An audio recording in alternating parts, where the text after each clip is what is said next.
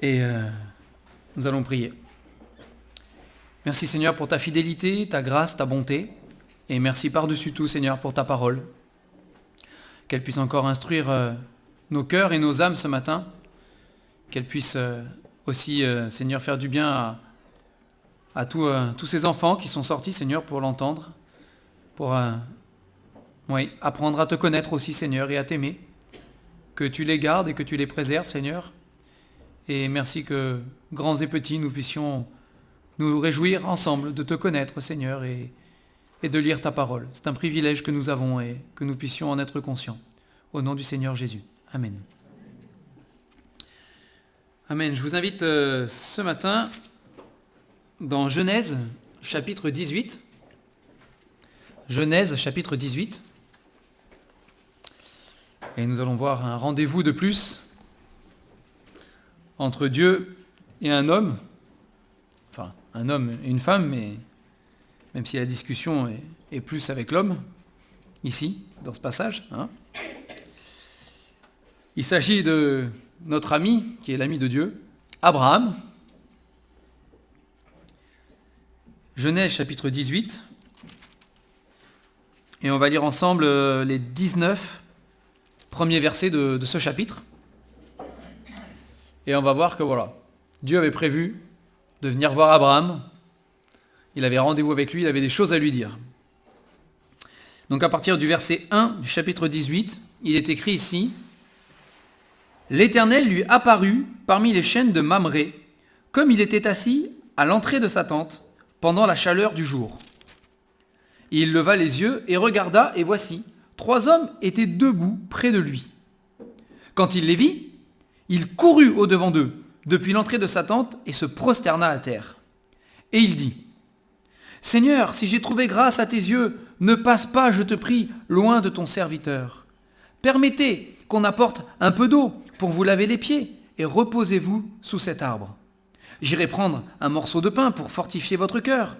Après quoi, vous continuerez votre route, car c'est pour cela que vous passez près de votre serviteur. » Ils répondirent, « Fais comme tu l'as dit. » Abraham alla promptement dans sa tente vers Sarah, et il dit, « Vite, 3 mesures de fleurs de farine, pétris et fais des gâteaux. » Et Abraham courut à son troupeau, prit un veau tendre et bon, et le donna à un serviteur qui se hâta de l'apprêter. Il prit encore de la crème et du lait avec le veau qu'on avait apprêté, et il les mit devant eux. Il se tint lui-même à leur côté, sous l'arbre, et ils mangèrent. Alors, ils lui dirent, « Où est Sarah, ta femme ?» Il répondit, « Elle est là, dans la tente. » L'un d'entre eux dit, « Je reviendrai vers toi à cette même époque, et voici, Sarah, ta femme, aura un fils. » Sarah écoutait à l'entrée de la tente qui était derrière lui. Abraham et Sarah étaient vieux, avancés en âge, et Sarah ne pouvait plus espérer avoir des enfants. Elle rit en elle-même en disant, « Maintenant que je suis vieille, aurais-je encore des désirs ? Mon Seigneur aussi est vieux. » L'Éternel dit à Abraham, « Pourquoi donc Sarah a-t-elle ri en disant, « Est-ce que vraiment j'aurai un enfant, moi qui suis vieille ? Y a-t-il quelque chose qui soit étonnant de la part de l'Éternel ?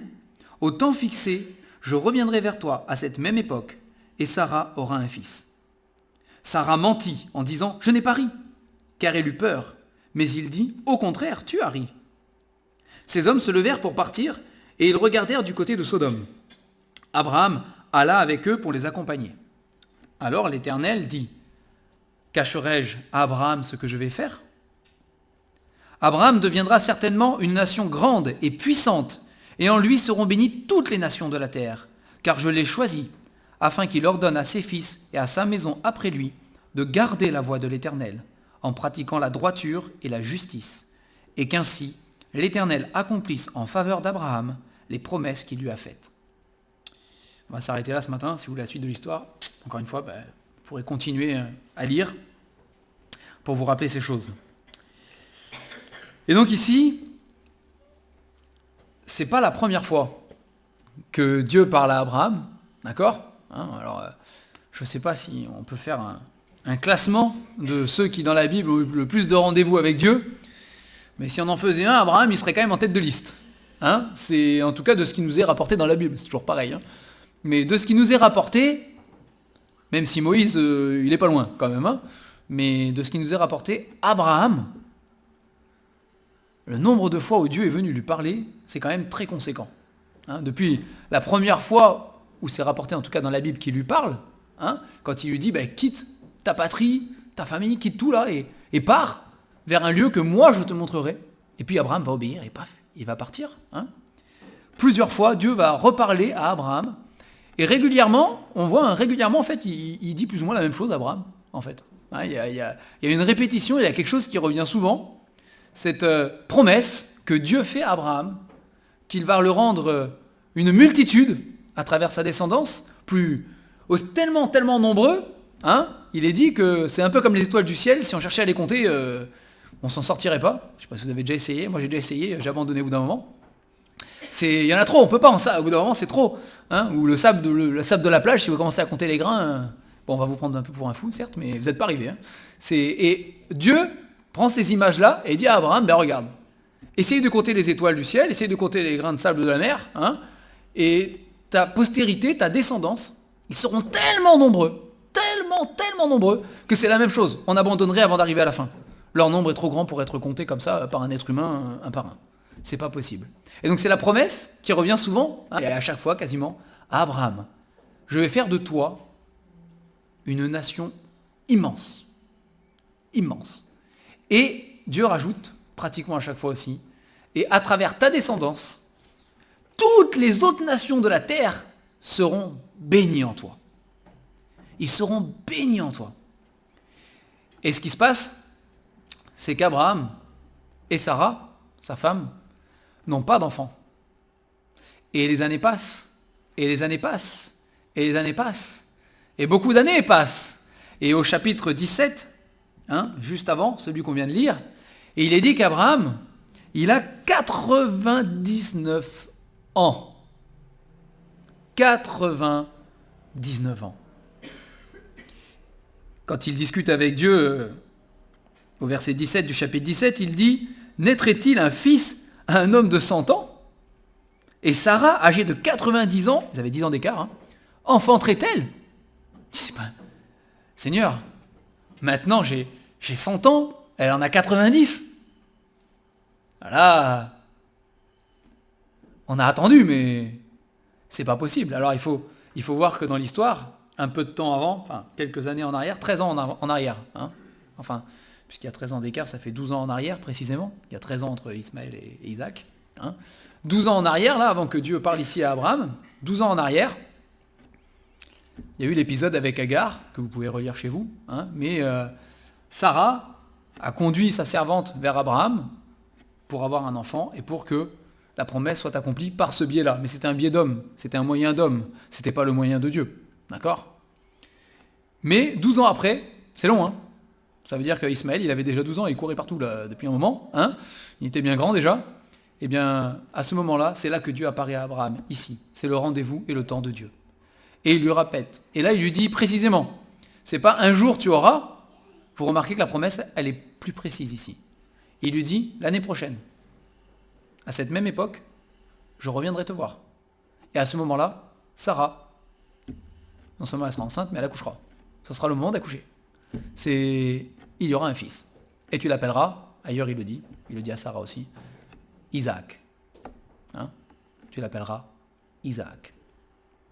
Et donc c'était le rendez-vous d'Abraham ici. Et encore une fois, Abraham, même s'il avait l'habitude de parler avec Dieu, il n'était pas forcément dans un moment, on va dire, hein, où il était en train de demander à Dieu de venir lui parler, où il n'y a pas une recherche, hein, à ce moment-là, en tout cas de la part d'Abraham. Alors on ne sait pas trop, mais au verset 1, la chaleur du jour, ça devait être quelque chose là-bas. Hein. Il devait faire bien chaud. Et c'est le moment où on ne s'active pas trop, c'est le moment où on s'assoit, et on ne bouge pas trop, d'autant plus quand on a 100 ans. Encore un peu plus. Hein. Et donc Abraham, lui, on ne sait pas exactement ce qu'il fait, est-ce qu'il médite ? Peut-être, je ne sais pas, c'est pas marqué. Est-ce qu'il fait la sieste ? Je ne sais pas, hein, d'un demi-œil. Mais en tout cas, il est à l'entrée de sa tente, il fait tellement chaud, il est là à l'entrée de la tente, il est assis, et il est plutôt passif, quoi. Hein. Il n'est pas en mode actif. Et c'est là, comme on l'a lu, qu'il voit ces 3 hommes qui arrivent. Hein. Et alors, il y a plein de leçons dans ce passage. Il y a plein de leçons. Mais on a une grande leçon d'hospitalité ici, Hein, nous sommes encouragés dans le Nouveau Testament à exercer l'hospitalité. Alors Abraham, l'hospitalité, lui, il connaît. Hein. Là, il voit ces 3 hommes, en plus, il faisait tellement chaud qu'il s'est dit, on va pas les laisser continuer leur chemin comme ça, faut qu'ils se posent. Il se précipite, se prosterne, alors c'est une coutume, on va dire, locale de l'époque. Hein. Il ne semble pas qu'à ce moment-là, Abraham ait tout de suite compris que c'était Dieu. Hein. C'était 3 hommes qui arrivaient. Il arrive, il se prosterne, il leur demande de rester. Il leur dit qu'il va leur chercher du pain, puis il revient quand même avec un sacré festin, hein, derrière. Et il passe du temps avec eux, un petit peu, il discute. Et c'est là qu'il commence, au fur et à mesure de la discussion, à se rendre compte qu'il n'est peut-être pas en train de discuter juste avec 3 pèlerins de passage, là, et qu'il se passe quelque chose quand même. Hein, puisque l'un d'entre eux lui dit, ben voilà, à cette même époque, tu auras un fils. Alors il y avait Sarah qui était à l'entrée de la tente, hein, sous le chêne, là, à l'entrée de la tente, à l'ombre. Et il y avait Sarah qui écoutait par la... On imagine bien l'histoire. Hein. Sarah qui écoutait à l'entrée de la tente pour savoir de quoi ils discutaient, les hommes devant. Hein. Et elle a entendu cette promesse qui est répétée. Alors c'est pas la première fois qu'il l'entendait. Hein. Mais voilà, elle a entendu cette promesse qui a été répétée. Dire, avec Sarah, tu auras un fils. Et elle a rigolé. Hein. Alors elle s'est pas moquée, mais elle a rigolé. Elle s'est dit, la situation quand même est cocasse. Hein. C'est quand même... Mon Seigneur, alors quand elle dit mon Seigneur est vieux, c'est Abraham. Hein. Je ne sais pas si vous avez noté, mais dans le Nouveau Testament, il est dit que les jeunes femmes, hein, les femmes mariées, sont encouragées à prendre l'exemple, hein, sur Sarah, qui était soumise à Abraham et qui même l'appelait son Seigneur. Donc c'est pour ça qu'elle dit Seigneur. Elle dit mon Seigneur est vieux. Elle parle d'Abraham. Elle dit quand même, mon mari, il a 100 ans. Moi j'en ai 90. Est-ce que j'aurais des désirs même déjà envers lui et puis avoir un enfant, carrément? Hein, et ça l'a fait rire, Et bien sûr, elle a beau être cachée dans la tente, Dieu voit tout, et Dieu sait tout. Hein. Et il fait la réflexion. Il dit à Abraham, qui lui était peut-être pas au courant du coup, parce qu'il était devant, mais pourquoi Sarah a-t-elle ri? Hein. Alors, il semblerait qu'après, elle prenne part à la conversation, et bon, elle va mentir, elle a peur. Hein. Elle a peur. Mais quand même, Dieu ici va se révéler, et la première chose, hein, que je voudrais noter ici, c'est que pour Dieu, il n'est jamais trop tard. Il est jamais trop tard. Il n'y a aucune cause qui est totalement perdue. Et il n'est jamais trop tard pour que Dieu se présente, pour que Dieu se révèle, pour que Dieu parle, pour que Dieu intervienne. C'est jamais trop tard. Nous, parfois, à vue humaine, on se dit, bon ben là c'est trop tard, c'est fini. Voilà, c'est pas possible. Hein, c'est pas possible. Pour Dieu, c'est jamais le cas. Notre Dieu, le Dieu de la parole de Dieu, c'est jamais trop tard pour qu'il puisse intervenir. C'est une grâce. C'est une promesse pour nous, hein, et c'est une grâce. Dieu peut toujours intervenir. Toujours. Jusqu'au dernier moment, jusqu'au dernier souffle, il est là. Et il peut le faire. Abraham et Sarah, non seulement 100 ans et 90 ans, mais en 100 ans et 90 ans d'existence, ils n'ont pas eu un enfant parce que Sarah était stérile. Hein, c'est pas juste qu'ils étaient vieux et qu'ils pouvaient pas, et que bon, bah, c'est plus l'âge d'avoir des enfants. C'est qu'en plus, ils n'en ont jamais eu parce qu'ils n'étaient pas capables. Alors, Sarah, en tout cas, était stérile, donc c'était impossible qu'ils en aient en plus. Hein, mais c'est jamais trop tard pour que Dieu change nos vies, bouleverse nos existences, intervienne d'une manière ou d'une autre. Alors il a fait de cette manière-là pour Sarah et pour Abraham, mais pour nos vies à nous, il ne fera pas la même chose. Dieu fait en fonction de chacun d'entre nous. Mais c'est jamais trop tard. Rien n'est jamais acquis avec certitude, non plus. Hein, rien n'est jamais trop tard. Dieu peut toujours intervenir dans nos vies et les bouleverser et les changer. Imaginez le bouleversement pour... alors même si la promesse leur avait été faite, vu la réaction là, on imagine que soit ils étaient encore convaincus, peut-être qu'Ismaël était la réponse, peut-être, ou alors ils étaient passés à autre chose, je ne sais pas. Mais il semblerait quand même qu'ils étaient passés à autre chose. Dieu, lui, passe pas à autre chose. Il a un plan et un projet pour nos vies à chacun d'entre nous. Et il l'accomplira à la fin, quoi qu'il arrive. Et il ne sera jamais trop tard pour que Dieu le fasse. Jamais. Et vous avez cette phrase dans la réponse de l'Éternel. Alors, vous remarquez qu'il y a un des 3 hommes qui parle avec Abraham, et tout d'un coup, ça se transforme en l'Éternel dit. Hein, Alors, voilà, on suppose que ce troisième homme qui était là, c'était probablement l'ange de l'Éternel, encore une fois, qui se présentait. Mais en tout cas, c'est Dieu au verset 13. Et au verset 13, Dieu il dit, pourquoi, pourtant on comprend, mais il dit, pourquoi donc Sarah a-t-elle ri en disant, est-ce que vraiment j'aurai un enfant, moi qui suis vieille? J'ai dit, mais pourquoi? Et au verset 14, il précise, et vous avez cette petite phrase ici, lourde de signification, y a-t-il quelque chose qui soit étonnant de la part de l'Éternel? Dieu dit à Abraham et à Sarah, aux deux, mais attendez, est-ce que vraiment, il y aurait quelque chose qui soit étonnant de la part de Dieu? Dieu n'est-il pas le Tout-Puissant? On le dit, mais c'est plus qu'on le pense encore. Notre vision à nous de la toute-puissance de Dieu est bien limitée par rapport à la réalité. Dieu est le Dieu tout-puissant. D'un mot, d'une parole, il fait venir toute chose à l'existence. Toute chose. Et nos petites vies insignifiantes en même temps. Toute chose. Y a-t-il quelque chose qui soit impossible à Dieu? Quelque chose qui soit étonnant de sa part? Et pourtant, le Seigneur ne cesse de nous surprendre. Ça, c'est toute notre vie d'enfant de Dieu. Le Seigneur nous surprendra jusqu'à la fin. Et d'un côté, il est le Dieu qui nous surprend, de surprise en surprise toute notre vie. Et d'un autre côté, Dieu lui-même dit, mais finalement, y a-t-il quelque chose d'étonnant de ma part? Et cette petite phrase, j'ai cherché, revient plusieurs fois. On va prendre quelques occurrences dans la Bible. On a Jérémie 32, verset 17. Donc si vous voulez tourner avec moi, allez-y, Jérémie 32, 17.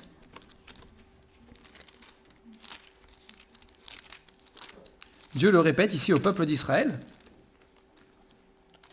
Alors on ne va pas faire les contextes à chaque fois parce que ce serait trop long, on ne s'en sortirait pas. Vous lirez chez vous. Au verset 17 de Jérémie 32, il est dit « Ah Seigneur éternel !» Donc là c'est Jérémie qui adresse une prière à l'Éternel quand même. « Ah Seigneur éternel, voici, tu as fait les cieux et la terre, par ta grande puissance et par ton bras étendu. Rien n'est étonnant de ta part. » Là c'est Jérémie qui fait le constat, pardon. C'est Jérémie qui fait ce constat. Il dit « Seigneur, après tout, tu es le créateur de toutes choses. Rien n'est étonnant de ta part. Rien de ce qui peut arriver dans la vie d'un peuple ou dans ma petite vie à moi. Rien n'est étonnant de ta part, tout est possible. Tu peux toutes choses. » Et un peu plus loin, au verset 27, c'est Dieu qui parle et répond à Jérémie et il lui redit la même chose. Verset 27, il lui dit « Voici, je suis l'Éternel, le Dieu de toute chair. Y a-t-il rien qui soit étonnant de ma part ?» Dieu le répète. Y a-t-il rien qui soit étonnant de ma part?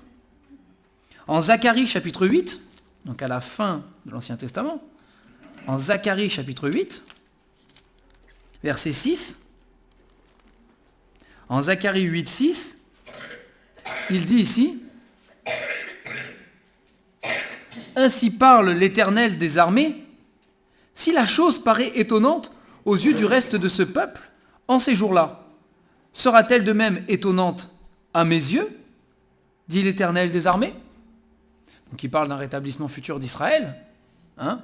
Et il dit, si cela paraît étonnant pour les hommes, il dit, à mes yeux, dit Dieu, il n'y a rien d'étonnant. Derrière, ce que dit le Seigneur, c'est, ne suis-je pas tout puissant? N'ai-je pas tout pouvoir? Certains l'ont reconnu, devant Jésus-Christ. Et Jésus-Christ lui-même l'affirme, tout pouvoir m'a été donné. À partir du moment où Dieu a vraiment tout pouvoir, où il peut toutes choses, y a-t-il quelque chose qui soit étonnant de la part de l'Éternel? Quand le Seigneur Jésus était sur terre, regardez les miracles qui sont accomplis. Des morts ressuscitent. Bon, même avant déjà, avec le prophète Élie, il y en a eu des morts qui ont ressuscité. Mais un mort qui ressuscite, c'est impossible. Quand on est mort, on est mort. Mais durant la vie, d'une parole, Lazare sort. Lazare, il sort. Il sentait mauvais de décomposition à l'instant juste avant, quelques secondes avant, et pourtant il sort vivant. plus de décomposition. Aucun problème. Un paralysé de naissance, lève-toi, marche. Il lève, il prend, il peut courir même. Y a-t-il... Et tout le monde était dans l'étonnement, il est dit, de ce que Jésus faisait. Hein? Mais y a-t-il quelque chose qui soit étonnant de la part de Dieu? Et dans nos propres vies, c'est la même chose. Le fait qu'il soit jamais trop tard pour que Dieu intervienne. Jamais trop tard. Et le fait que le Dieu qui intervient est absolument tout puissant. Mais c'est une promesse merveilleuse pour nous. Dans nos vies qui parfois rencontrent des impasses, dans nos vies qui sont parfois à l'arrêt, quand on est au plus profond du trou que nous avons parfois creusé par nos propres péchés, parfois que nous subissons par le péché des autres, peu importe, peu importe la circonstance. Mais comme nous sommes au plus bas, quand nous sommes plongés dans les ténèbres, on l'a vu ce matin avec ce beau verset, les ténèbres régneront pas à toujours. Pas à toujours. La lumière se lèvera. Rien n'est impossible à Dieu. Ça aussi, c'est des versets qui sont dans la parole de Dieu. Il le dit. Jésus lui-même le dit. Il y a des choses qui sont impossibles aux hommes. Mais rien n'est impossible à Dieu. Il peut toutes choses, dans toute situation, même les plus désespérées, même les plus catastrophiques sur cette terre. Si c'est la volonté de Dieu, il intervient. Et ça change tout. Et c'est ce que nous croyons pour nos vies. C'est ce que nous voulons croire pour nos vies. Et toute notre vie chrétienne est remplie de cette espérance. Que malgré notre vie sur la terre et ce qui s'y passe, Dieu, mon Dieu, est le Dieu de l'impossible. Il peut faire ce qu'aucun homme ne peut faire dans ma vie. Ce que moi-même, je n'ai pas la force de faire, il peut le faire. Parce qu'il a la puissance de le faire. Et il n'est jamais trop tard pour qu'il intervienne. Jamais. Jamais. D'autant plus quand il fait des promesses dans ce sens-là. Et c'est ce qu'il avait fait à Abraham et Sarah, parce qu'il avait dit qu'il le ferait. C'est d'autant plus parce qu'il avait marqué une promesse pour eux. Et nous avons des promesses pour nous aussi, dans la parole de Dieu. Et il n'est jamais trop tard, jamais pour que Dieu le fasse. J'aimerais qu'on prenne Acte 13, verset 41, et on va aller vers la conclusion avec ça. Acte 13, 41.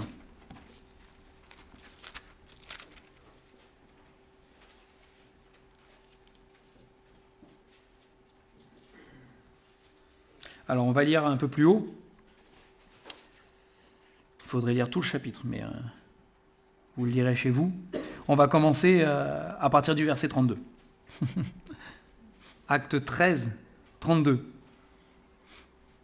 Donc Paul, c'est une prédication de l'apôtre Paul.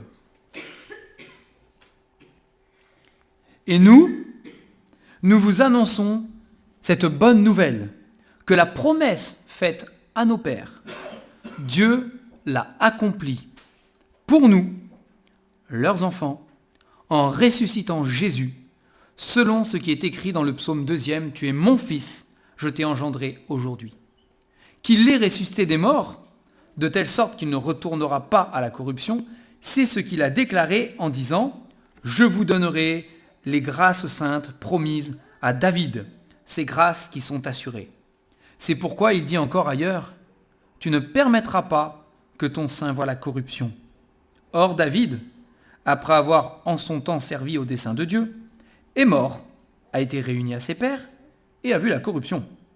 Mais celui que Dieu a ressuscité n'a pas vu la corruption. Il parle de Jésus-Christ. Sachez donc, hommes frères, que c'est par lui que le pardon des péchés vous est annoncé, et que quiconque croit est justifié par lui de toutes les choses dont vous ne pouviez être justifiés par la loi de Moïse. Verset 40. Ainsi, prenez garde qu'il ne vous arrive ce qui est dit dans les prophètes. Voyez, vous les arrogants, soyez étonnés et disparaissez, car je vais faire en vos jours une œuvre que vous ne croiriez pas si on vous l'a racontée. Ici, l'apôtre Paul cite l'Ancien Testament, et il utilise cette parole pour parler du pardon des péchés qui est accompli pour le peuple à travers le sacrifice de Jésus-Christ. Et il dit, déjà à l'avance, Dieu avait dit, je vais faire une œuvre, je vais faire quelque chose que vous ne croiriez pas. Vous auriez pu savoir à l'avance exactement ce qui se passait, vous pourriez le voir de vos yeux, que vous ne le croiriez pas. Cette œuvre, qui est le rachat de l'humanité et le pardon de nos péchés à travers la mort et la résurrection de Jésus-Christ, est une œuvre qui a pris à contresens toute l'humanité, qu'un homme n'aurait pas pu réfléchir ni imaginer. C'est Dieu lui-même, et c'est ce que dit la parole, c'est Dieu lui-même qui est venu en Jésus-Christ donner sa propre vie pour nous sauver. C'est la grâce de Dieu, c'est l'amour de Dieu pour chacun d'entre nous ici ce matin encore. Cette grâce extraordinaire. Et il dit, cette œuvre-là, on aurait pu vous la décrire à l'avance, vous ne l'auriez pas cru.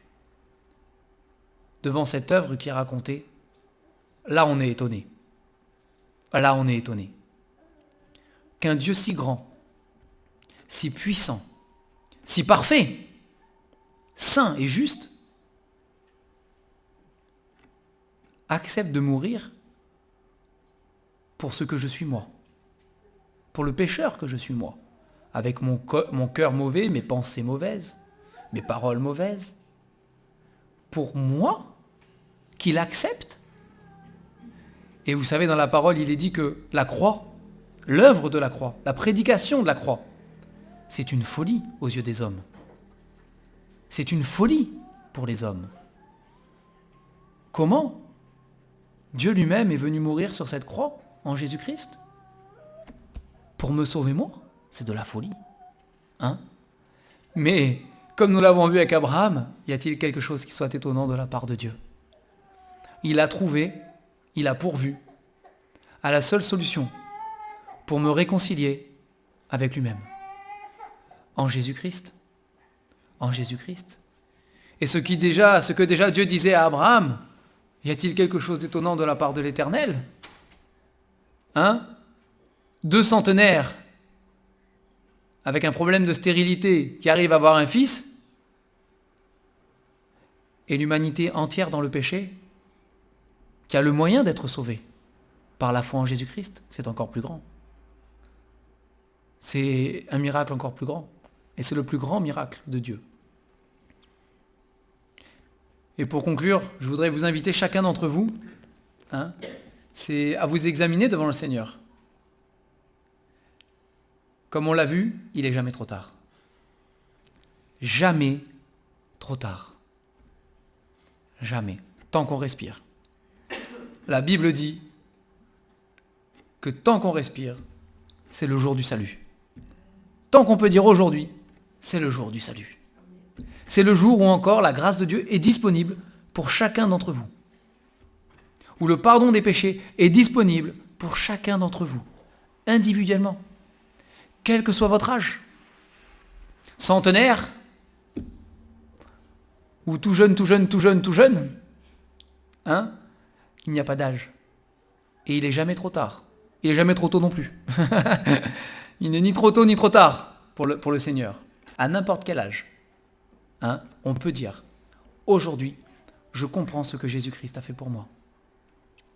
Je comprends qu'il m'a tellement aimé qu'il a payé pour mes péchés sur cette croix. Et qu'il est vivant aujourd'hui parce qu'il est ressuscité des morts. Pour me donner le pardon de mes péchés et la vie éternelle. La vie éternelle. Et il n'y a pas de choses plus merveilleuses, de choses plus étonnantes non plus, mais de choses plus merveilleuses que d'être réconcilié avec son Dieu. Alors si ce matin parmi nous, il y en a quelques-uns qui n'ont jamais fait ce pas, ou qui n'en sont pas sûrs, c'est encore le jour où vous pouvez, quel que soit votre âge, vous approcher de Dieu et dire oui, je crois ce que Jésus-Christ a fait pour moi sur cette croix. Et lui donner votre vie. C'est le jour du salut pour vous. Et pour nous, qui avons peut-être accepté le Seigneur depuis maintenant plusieurs années, ne désespérons pas. Il est vrai qu'on vivra des moments difficiles. Et le Seigneur l'a promis. Il nous l'a dit à l'avance. que ce serait difficile, qu'il y aurait des jours compliqués, parfois même des jours d'angoisse et de détresse. Le Seigneur l'a promis. On se retrouvera parfois dans des situations où nous n'avons aucune issue. L'armée d'Égypte derrière, la mer Rouge devant, est bloquée. Aucune possibilité humaine, hein. Rien du tout. Il n'est jamais trop tard. C'est ce que nous dit la parole. C'est ce que Dieu dit ici à Abraham. Il n'y a rien d'étonnant. Je peux tout faire. Je suis le Tout-Puissant. Et qu'on puisse s'accrocher à ses promesses et vivre de ses promesses. En persévérant, même dans les épreuves. Sachant que nous avons un tel Dieu avec nous. Un tel Dieu avec nous. Et comme dit l'apôtre Paul, si Dieu est avec nous, qui sera contre nous? Et pourtant il en avait des adversaires. Mais par la foi, hein, il pouvait le dire. Et qu'on puisse chacun d'entre nous le dire et le vivre. Et nous attendre à Dieu, qui d'une manière ou d'une autre interviendra. Parce que c'est sa promesse. Il ne nous abandonnera jamais. On va prier pour terminer.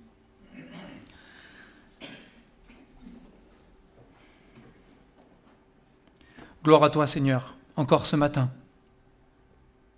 Seigneur, cette promesse que tu avais faite à Abraham, qui était impossible, humainement parlant, eh bien tu l'as accomplie, Seigneur. Sarah a enfanté un fils dans sa vieillesse, malgré la stérilité. Isaac est né. C'est incroyable, Seigneur. Et pourtant, y a-t-il quelque chose d'étonnant de ta part? Seigneur, même si tu continues à nous surprendre de jour en jour, que nous puissions marcher par la foi, comptant sur tes promesses, sur ta présence, sans nous lasser et sans désespérer, Seigneur. Nous voyons dans ta parole que tu te plais à intervenir dans les situations impossibles. Mais tu es le Dieu qui rend tout possible. Seigneur, que nous puissions marcher avec cette conviction dans nos cœurs, fermement, dans la fidélité, dans l'obéissance, dans la foi. Garde nos cœurs à chacun d'entre nous. Et Seigneur, je te prie ce matin aussi, pour chacun qui est là, plus petit comme plus grand, peu importe. Seigneur, que chacun se tourne vers toi, t'accepte réellement, Seigneur, comme sauveur, et que tu changes les vies de chacun. Nous te glorifions ce matin, Seigneur, et nous te bénissons pour le Dieu merveilleux que tu es pour nous. Ouvre nos yeux, Seigneur, encore, par ta parole, pour que nous soyons chaque jour et sans cesse émerveillés de toi. Au nom du Seigneur Jésus. Amen.